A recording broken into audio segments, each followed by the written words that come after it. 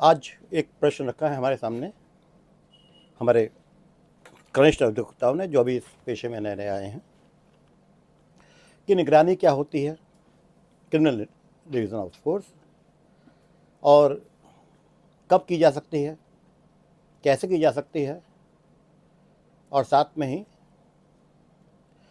उसमें अनिवार्य पार्टीज कौन कौन हैं। तो ये तो सबको पता है कि अब सबने एलएलबी करके 397 में क्रिमिनल डिवीज़न होती है to check the propriety correctness और लीगलिटी ऑफ एनी ऑर्डर। किसी भी निम्न न्यायालय द्वारा कोई आदेश जिसमें किसी पक्ष को लगता है कि वो इलीगल है, करेक्ट नहीं है, इम्प्रॉपर है, तो उसकी निगरानी की जा सकती है। और निगरानी हमेशा होती है कानूनी मुद्दों पे, मेरिट्स पे ये नहीं की जा सकती। 397 में क्लियर है कि ऑनरेबल हाई कोर्ट को और सेशन जज साहब को, दोनों को पावर्स हैं, लेकिन जो शब्द इस्तेमाल किया गया है वो और है एंड नहीं है। यानी अगर हम किसी मजिस्ट्रेट कोर्ट के खिलाफ निगरानी करें तो जज साहब के होगी, या हाई कोर्ट जा सकते हैं, लेकिन वो व्यवस्था ये है कि the lowest court should be approved first, तो इसलिए नहीं होती। और अगर सेशन जज साहब के यहाँ से कोई आदेश किसको लगता है कि ये इम्प्रॉपर है, अगेंस्ट द लॉ है, इलीगल है, करेक्ट नहीं है, तो उसके विरुद्ध ऑनरेबल हाई कोर्ट में निगरानी की जा सकती है। अब ये सवाल आता है कि इसमें पार्टी कौन कौन बनेगी, जो पूछा गया है मेरे से।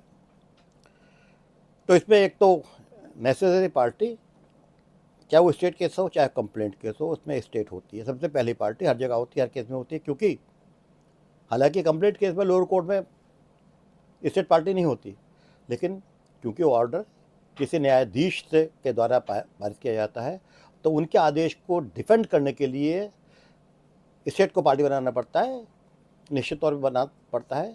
उसके लिए डीजीसी होता है जो वहाँ पे पक्ष रखता है। तो सबसे पहली पार्टी स्टेट होती है, स्टेट ऑफ यूपी है तो स्टेट ऑफ यूपी होगी। दूसरी पार्टी जो होती है, जैसे हम लोग आमतौर पर देखते हैं 156(3) है, यह 200-202 है। जब तक 156(3) में मुकदमा कायम होने का आदेश नहीं हो जाता, या किसी कंप्लेंट केस में 204 में एक्यूज समन नहीं हो जाते कोर्ट से, तब तक उनका कोई लोकस नहीं होता न्यायालय में आने का। यह हर एक को पता है। They can only watch the proceeding but they can not interfere और आर्ग्यू द मैटर, ये सबको पता है। They don't have any locus. लेकिन यहाँ फिर अगर किसी आदेश, मान लीजिए वो निगरानी खंडित कर दी गई 203 में, तो वादी अगर वहाँ पहुँचा है निगरानी में,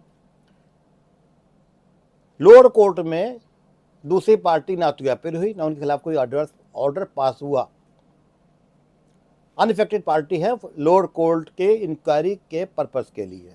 लेकिन डिवीज़न में दे आर नेसेसरी पार्टी, क्योंकि डिवीज़न में यह है कि अगर कोई आदेश जिससे कोई प्रभावित हो रहा हो या हो सकता हो, प्रभावित हो रहा हो या हो सकता हो, उसको पार्टी बनाना मस्ट है। इसलिए जो 203 में कोई एप्लीकेशन खारिज हुई हो, या जिसमें एक्यूज तलब नहीं किए गए हों, या जिसमें 156(3) में कोई आदेश पारित नहीं किया हुआ और 156(3) खारिज कर दी गई हो, या उसको एज कंप्लीट रजिस्टर कर दिया गया हो, उससे अग्रीव पार्टी कोई सेशन में जाती है, निगरानी करती है, या हाईकोर्ट जाती है, निगरानी करती है, तो उसमें जो एक्यूज, प्रपोज एक्यूज हैं, वो भी पार्टी होंगे। अब किस किस आदेश के खिलाफ निगरानी की जा सकती है? मैंने बताया ना, जो इलीगल हो, इम्प्रॉपर हो, या जिनकी करेक्टनेस पे शक हो, उनके खिलाफ खाली निगरानी की जा सकती है। चार्ज के अगेंस्ट स्पेसिफिक लिखा है कि सीआरपीसी में कि charge is an interlocutory order, उसके खिलाफ कोई रीजन लाई नहीं करती। लेकिन 1977 या 6 में मधुलिम वाले केस में, शायद 1975 का हो, उस पर ऑनरेबल सुप्रीम कोर्ट ने होल्ड किया है कि even revision can file against interlocutory order because उनका 3 है। एक तो ऑर्डर है फाइनल, उस पर रिवीजन आप कर ही सकते हैं जिससे कोई पार्टी फाइनली इफेक्ट हो रही होती है। एक है इंटरलोकेटरी जो अंतरिम आदेश है जिससे फाइनली उसके अधिकार, कानूनी अधिकार तय नहीं होते, उसे इंटरलोकेटरी कहते हैं, उसके खिलाफ रिवीजन नहीं हो सकती। एक उन्होंने एक व्यवस्था दी इंटरमीडिएट कि भैया ये ना इंटरलोकेटरी है ना क्या कहते हैं, इससे कोई पार्टी इफेक्ट हो रही है, ये इंटरमीडिएटरी ऑर्डर है, तो उसके खिलाफ निगरानी की जा सकती है। अब निगरानी में क्या अधिकार हैं शासन न्यायाधीश या माननीय उच्च न्यायालय के?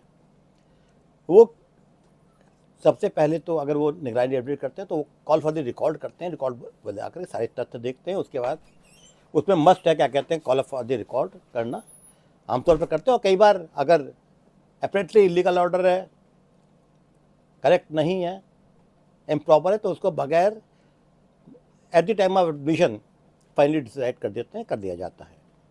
लेकिन अगर उसको सुनने के लिए लगता है प्रेमा फेसी कोई ग्राउंड है रिवीजन को सुनने के लिए, तो उसमें फिर दूसरे पक्षों को नोटिस दिया जाता है, साथ में record of the lower court भी समन कर लिया जाता है आमतौर पे।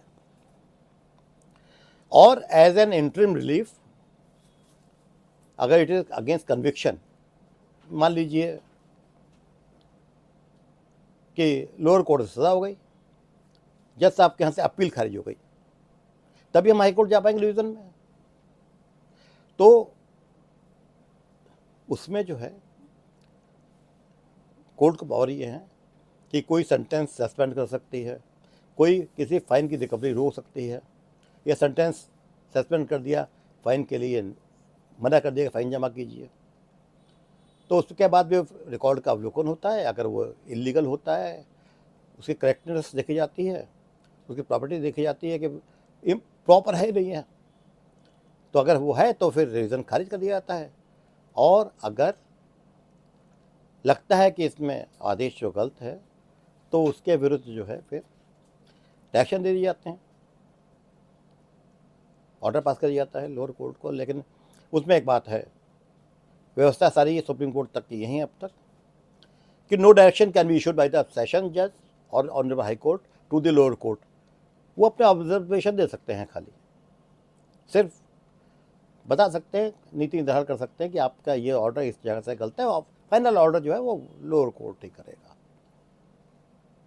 चाहे वो समनिंग के खिलाफ हो या 203 के खिलाफ हो। ये कर सकते हैं कि आपके इस बात पर कंसीडर नहीं किया है और ये कानूनी व्यवस्था ये ऐसा होना चाहिए था, लेकिन फाइनल ऑर्डर जो होगा वो लर्नड लोअर कोर्ट करता है। डिविजनल कोर्ट्स आमतौर पे नहीं करती हैं, अगर करती हैं तो उससे ऊपर जो कोर्ट्स होती हैं वो उसको आमतौर पे रोक देती हैं कि आप ऐसा ऑर्डर पास नहीं कर सकते। You can't issue a direction to an judicial officer. आप बता सकते हैं अपनी राय क्या है, जिसको आमतौर पर मानने को निम्न न्यायालय बाध्य होते हैं। अब दूसरी व्यवस्था क्या, अगर मान लीजिए आपने लोअर कोर्ट में आपको सजा मिल गई और आप निगरानी कर दी या कुछ और किसी पॉइंट में निगरानी कर दिया आपने, तो अब सेकंड डिवीजन नहीं कर सकते आप। उसके लिए फिर व्यवस्था है 482 CRPC की, जो inherent powers of the high court हैं। फिर आप 482 भी जा सकते हैं। सेकेंडली, जो सबनिंग ऑर्डर अगेंस्ट एक्यूज पर्सन्स हैं, they can not be questioned bye the session जज। क्वेश्चनिंग ऑफ एनी सबनिंग ऑर्डर और एनी प्रोसीडिंग सिर्फ 482 में अख्तियार है, ऑनरेबल हाई कोर्ट है। हाँ, रीजनल कोर्ट जो तथ्य का जिक्र करके, लॉ बता करके, कमी बता करके देता है कि आप बगैर डायरेक्शन दिए कि आप इसमें कंसीडर कीजिए इन पॉइंट के ऊपर, तो मतलब तो वही होता है। लेकिन वो क्वेश्चन कर सकते हैं proceeding, question honourable high court 482 में कर सकता है। और 482 के बारे में हम लोग बाद में चर्चा करेंगे, अपील के बारे में बाद में चर्चा करेंगे। बात यह आई थी कि इसमें नेसेसरी पार्टीज कौन है। धन्यवाद, थैंक यू।